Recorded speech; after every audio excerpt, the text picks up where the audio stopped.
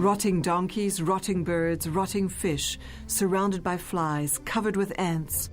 All these decomposing animals represent putrefaction. But what did the word putrefaction mean for Dali?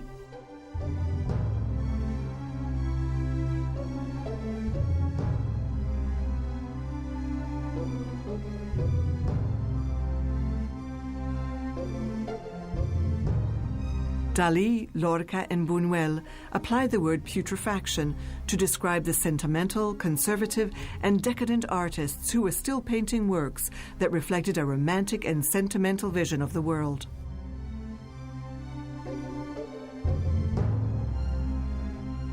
I was seeing the entire world of putrefaction, the transcendental and cry-baby artists, far from any clarity, cultivators of all the microbes, and ignorant of the preciseness of the graduated double decimeter.